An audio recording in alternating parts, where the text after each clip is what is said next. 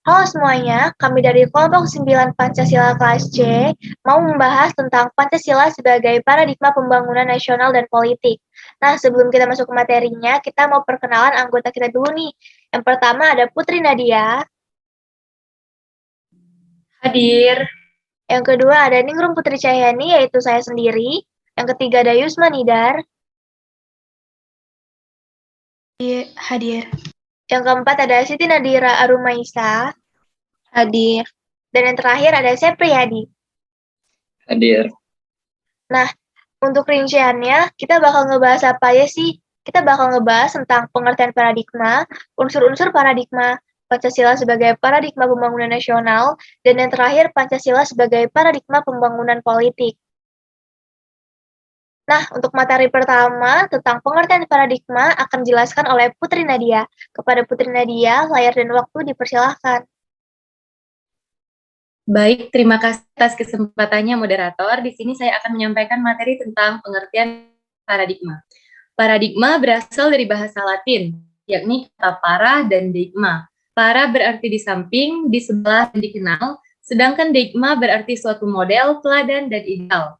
Paradigma itu sendiri juga merupakan asumsi-asumsi dasar dan asumsi-asumsi nilai, sehingga merupakan suatu sumber hukum, metode, serta penerapan dalam ilmu pengetahuan yang menentukan sifat, ciri, serta karakter ilmu pengetahuan sendiri. Paradigma juga bisa diartikan sebagai bentuk mekanisme seseorang dalam memandang terhadap sesuatu yang mempengaruhinya dalam berpikir. Nah, dari pengertian tersebut, Pancasila ditempatkan sebagai paradigma. Berarti menempatkan Pancasila sebagai sistem nilai yang dijadikan kerangka landasan, kerangka cara, dan sekaligus kerangka arah atau tujuan yang menyandangnya. Terima kasih. Selanjutnya saya kembalikan ke moderator. Oke, baik. Terima kasih Putri Nadia. Untuk materi selanjutnya tentang unsur-unsur paradigma akan dijelaskan oleh Yusma Nidar. Kepada Yusma Nidar, layar dan waktu dipersilahkan. Baik, terima kasih moderator kesempatannya. Di sini saya akan membahas materi tentang unsur-unsur paradigma. Yang pertama yaitu asumsi dasar, merupakan pandangan mengenai suatu hal yang sudah diterima kebenarannya. Kemudian kedua, nilai-nilai, patokan yang digunakan untuk menentukan apakah sesuatu itu baik atau buruk, benar atau salah, bermanfaat atau tidak. Yang ketiga yaitu model-model, merupakan perumpamaan, analogi, atau kiasan tentang gejala yang dipelajari. Yang keempat, masalah yang diteliti, berupa pertanyaan yang ingin dijawab atau hipotesa yang ingin diuji kebenarannya. Kelima, konsep pokok, istilah yang diberi makna sehingga dapat digunakan untuk memahami dan menjelaskan peristiwa yang dipelajari. Keenam, metode penelitian, yakni cara-cara yang digunakan untuk mengumpulkan data. Ketujuh, metode analisis, yakni cara untuk mengelompokkan data kualitatif maupun kuantitatif. Kedelapan, hasil analisis atau teori. Kesembilan, representasi, yakni pemaparan kerangka pemikiran, analisis, dan hasil analisis yang kemudian menghasilkan kesimpulan. Saya kembalikan ke moderator. Baik, terima kasih Yusma Nidar. Materi selanjutnya adalah Pancasila sebagai paradigma pembangunan nasional yang akan dijelaskan oleh Sepriyadi. Kepada Sepriyadi, waktu dan layar dipersilahkan. Baik, terima kasih moderator atas kesempatannya. Selanjutnya yaitu Pancasila sebagai paradigma pembangunan nasional. Pembangunan nasional Indonesia merupakan upaya berkelanjutan yang meliputi kehidupan bermasyarakat dan bernegara. Kedudukan Pancasila sebagai paradigma nasional mengandung makna bahwa pembangunan nasional harus didasarkan pada hakikat nilai-nilai yang terkandung dalam Pancasila. Pembangunan nasional yang berlandaskan Pancasila harus berorientasi pada kehidupan secara utuh dan juga menyeluruh. Next slide. Selanjutnya, konsep pembangunan nasional dalam Pancasila. Pada sila pertama meliputi pembangunan di bidang keyakinan, merupakan tanggung jawab bersama untuk meletakkan landasan spiritual, moral, dan etika yang kukuh.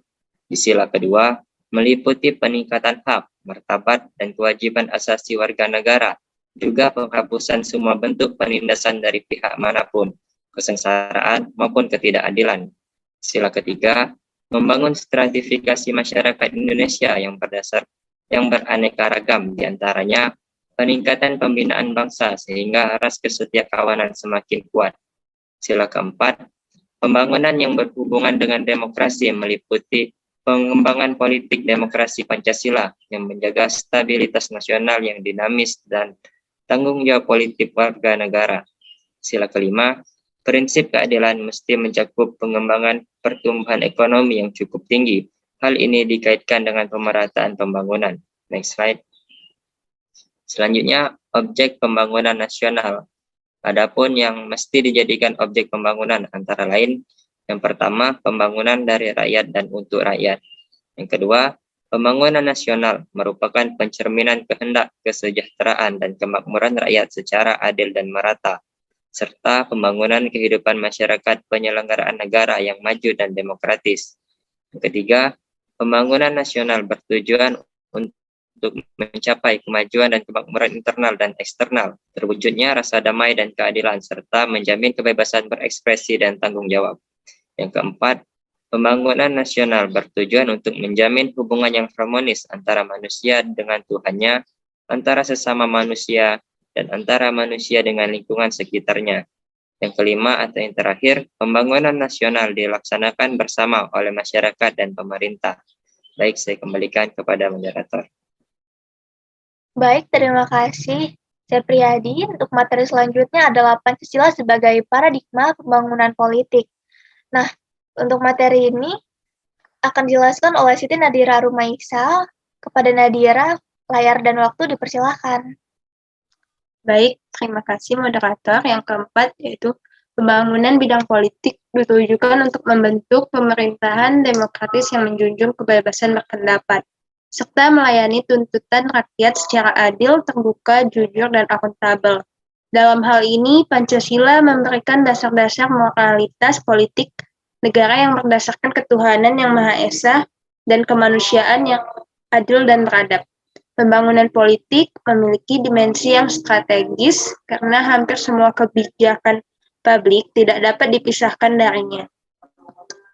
Hal ini juga banyak menimbulkan kekecewaan masyarakat. Antara lain, satu, kebijakan hanya dibangun atas dasar kebijakan politik tertentu. Dua, kepentingan masyarakat kurang mendapat perhatian. Tiga, pemerintah dan elit politik kurang berpihak pada masyarakat. Empat, adanya tujuan tertentu untuk melanggengkan kekuasaan elit politik. Lalu, pembangunan politik semakin tidak jelas arahnya ketika terjadi banyak penyelewengan dan tidak dapat ditegakkan oleh hukum. Apabila dianalisis, kegagalan tersebut dapat dijabarkan yaitu 1. Tidak jelasnya paradigma pembangunan politik dan hukum karena tidak adanya blueprint. Kedua, penggunaan Pancasila sebagai paradigma pembangunan masih bersifat parsial. 3. Kurang berpihak pada hakikat pembangunan politik dan hukum. Prinsip-prinsip yang kurang sesuai dengan nilai-nilai Pancasila telah membawa implikasi yang luas dan mendasar bagi kehidupan manusia Indonesia. Hukum nasional yang dikembangkan secara realistis jarang dapat terwujud karena setiap upaya penegakan hukum dipengaruhi oleh keputusan politik. Dengan demikian, dapat dikatakan bahwa pembangunan di bidang politik telah mengalami kegagalan. Saya kembalikan ke moderator. Baik, terima kasih Nadira untuk pemaparan materinya. Nah, itu dia pembahasan materi dari kami. Maaf jika masih banyak kesalahan dan kekurangan. Dan terima kasih semua yang udah nonton. See you. Terima kasih semuanya. Semangat belajarnya.